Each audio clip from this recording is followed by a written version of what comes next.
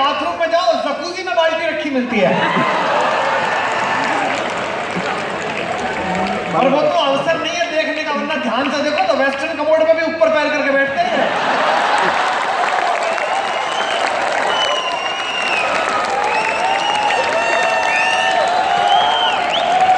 लेकिन मैं ये नहीं कहता पूरी दुनिया सर्वे करो, पूरी दुनिया में जाओ, लेकिन हिंदुस्तानी बन के रहो। ये मिट्टी है, ये पूरी दुनिया में। ये 2-2 साल पहले अब ये वो कोलंबस ढूंढने निकला था इंडिया, घरवाली से लड़ाई हुई, उधर चला गया तो ये मिल गए अमेरिका वाले। अभी हमको ज्ञान दे रहे हैं। हम ऑस्ट्रेलिया गए मेलबोर्न, तो मुझसे बोले, मैंने कहा कुछ दिखाओ या कुछ हो तो बोले जी एक गांव है, $18 का टिकट है, 200 साल पुराना गांव, हमारा सबसे पहला।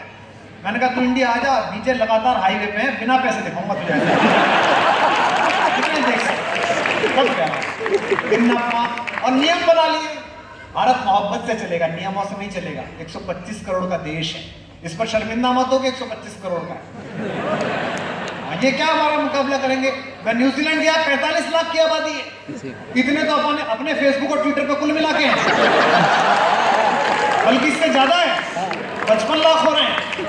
मैंने कहा बड़ा उदास देश है तुम्हारा, तो ऑकलैंड में ले गए शनिवार की रात को। रात भाई बोले कुमार साहब आपको एक हैपनिंग प्लेस ले जाते हैं, हैपनिंग प्लेस।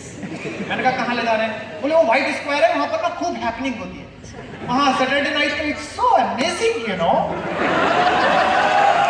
मैं चला गया कि चलो यार अमेजिंग देख आऊं, बहुत दिन हो गए, घूम रहा हूँ 1 महीने से। वो चौराहे पे लाइट जल रही, कुछ थोड़े से अपना लुई वगैरह के थोड़े शोरूम, और लड़के लड़कियां घूम रहे, कुल मिला के 300-400। तो वो मुझसे थोड़ी देर जब मैं चुप रहा तो आयोजक बोला, प्रमोटर मुझसे, so sir how it is, कैसा लग रहा है? मैंने कहा इतने तो हमारे संपूर्ण भारत बंद में कानपुर में निकलते हैं, तो पूरा बंद होता, क्योंकि हमारी ताकत है।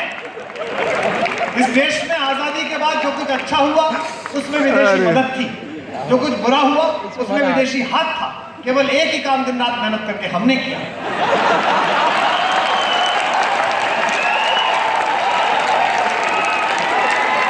जिसमें ना विदेशी मदद थी ना विदेशी हाथ था, कि हम इतने हुए,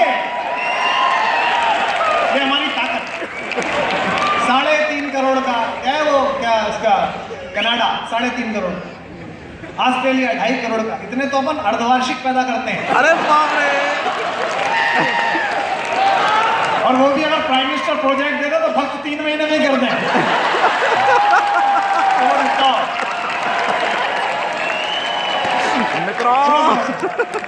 न पाने की कविता वहीं खड़ी है, जब तक सब हवा नहीं करोगे ऐसे करता रहूंगा।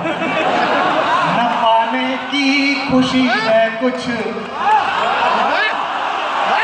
न खोने का ही कुछ गम है। समझ के सुन के, न पाने की खुशी है कुछ, न खोने का ही कुछ गम है। अब अगली लाइन, आईआईटी के कैंपस में आपका होना। हिंदुस्तान में 2 ही तरह के इंजीनियर्स हैं, एक जो आईआईटी से जाना चाहते थे, आईआईटी में आना चाहते थे, एक जो आईआईटी में हैं।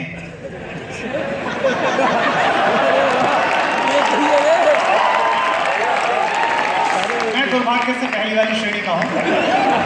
117 रुपए लिए थे फार्म के मुझसे, और केमिस्ट्री में नंबर कम आ गए। उसी दिन मैंने तय कर लिया था कि इस आईआईटी से मुझे कम से कम 117 करोड़ तो वसूल करना ही है। आधे हो गए, थोड़े और आप लोग चाहेंगे तो होंगे। तब अब क्या सुना रहा हूं कि न पाने की खुशी है कुछ, न खोने का ही कुछ गम है। इस अगली लाइन का दर्द समझना अपना और मेरा। न पाने की खुशी है कुछ, न खोने का ही कुछ गम है।